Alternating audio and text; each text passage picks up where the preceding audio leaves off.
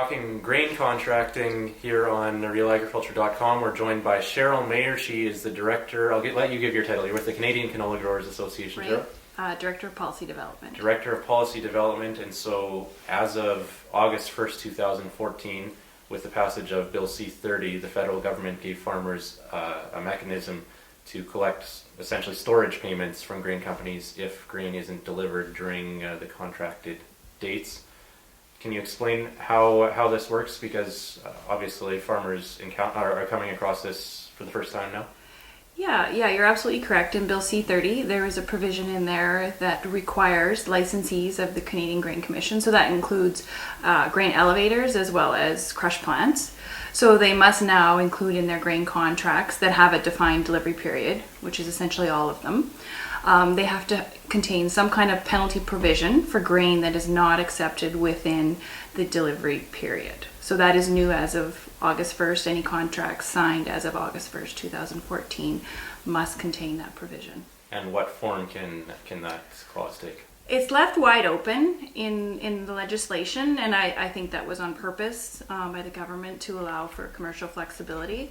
So the onus is really on the farmer to negotiate what works for them. It can be a lump sum, it can be a daily rate, it can be a monthly rate. It's up to between the buyer and the farmer to negotiate what works for them. We've had a look at a lot of contracts to see what are the differences between them, and they do vary widely, right from lump sum of $10 to contracts that are on a daily storage rate that start after the extended delivery period. I think that's something else that's a bit confusing for farmers. Does it start after the delivery period ends, usually they're 30 days, or after the extended delivery period? So some start after the extended delivery period. Another example I've seen is it starts right after the 30-day delivery period, and I've seen one that also includes interest, so storage and interest. But there is no requirement that it include both. It can be a lump sum, a daily rate, or a monthly rate. Yeah. So and as of August 1st, this has to be in the contract. Yes, it has to be. So if you dig into the fine print, you'll find it. Yes, farmers should be looking at their contracts, and they should be able to identify what clause this is, so that they can understand and ensure that they are paid this. If in fact the situation arises where they should be paid it. Okay. And again, it can take, it's wide open, so that time frame, when you talk about extended delivery period, what is it? Can you expand on what that means? Yeah, so most of the contracts have a 30-day delivery period, and then most of them, again, also have an extended delivery period, which allows the grain companies to extend that contract so there's same contractual obligations applied to both parties beyond that 30 days. So those delivery period extensions go from another 30 days to up to 180 days.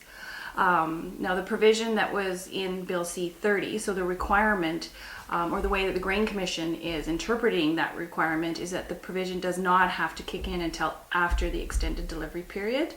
But we have seen an example of the penalty being paid out at the end of the original delivery period. But again, that is not a requirement under the Canada Grain Act at this point. The requirement is that it would be after the extended delivery period.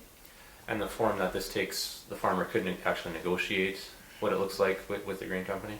Well, yes, theoretically in theory, they should be able to negotiate what works for them, and that is the spirit of the legislation that the government passed, is that they need to negotiate something that works for them.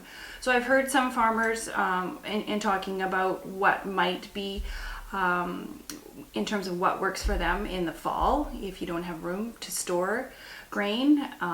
Perhaps you really want to make sure that you have that storage payment, because you're going to have to build storage or find somewhere to store the grain, right? So maybe it's more important then, or you want a higher storage rate. Another, I've heard an example of, I want to make sure that if my grain isn't taken or accepted, when I'm buying crop inputs and I'm using the same company both from crop inputs and selling the grain, I want to make sure I'm not paying interest on the grain on storage and input, or the inputs. Yeah. So I think it's really up to the farmer to understand what they've got in their contracts and try to negotiate what really works for them. Do you see this at all limiting what grain companies or crush plants put out there for offers because they don't want to have to pay these penalties down the road?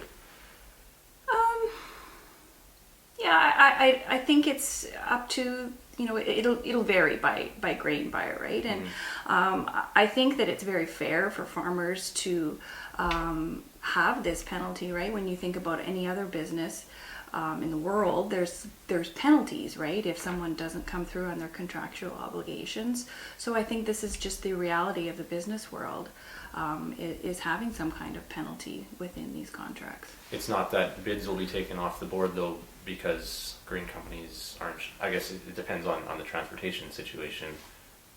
They might be sooner to take a bid off the board now because they don't want to have to pay penalties, whereas before maybe they would sign a farmer to a contract, maybe right, knowing but not saying that they knew they weren't going to be able to accept it during the time frame. Right, I suppose they might be a little bit more careful now in ensuring that they take on contracts that they think that they can actually accept within those delivery periods. So that's likely true that they will be, but you said it too, that the transportation system can be very unpredictable for them. So that throws that piece of unpredictability into them and in terms of how their bids work. We as an association are, of course, asking the government to come up with some legislation that would force the railways to pay the grain companies a penalty if they don't provide those cars. So there's all of those contractual obligations right through the whole value chain or the supply chain. And right now, that link between the railways and the grain companies is the piece that's missing. But there is now this need or this provision between the farmer and the grain companies. Finally then, Cheryl, do you see it hard for farmers to call their grain company on this? Do you think that they'll be reluctant to become known as the farmer who holds the company accountable, I guess? Yeah, I think that is a concern for farmers, that they don't want to be that one farmer that complains about the contract or the one that sticks out. But on the other hand, this is a business, and I think that if they have a good relationship with their grain buyer, and then they approach it in a very business-like manner in terms of, this is a requirement, and I would like to have some kind of a penalty provision in there, that their grain buyer should be receptive to that conversation. Yeah. And it's through the Canadian Grain Commission if they need to work this out? Yeah, so the Canadian Grain Commission would be the one to enforce this part of the Canada. Well, they enforce all of the provisions of the Canada Grain Act, and this one is no different. So if a farmer is not able to negotiate a penalty provision, then it would be the Grain Commission that they need to contact to help. Or if the penalty provision is not being paid out in a way that they think it should be, or not paid out at all, then it's the Grain Commission that they should be contacting to enforce that. All right. Well, thanks for your time, Cheryl. Yeah, thank you.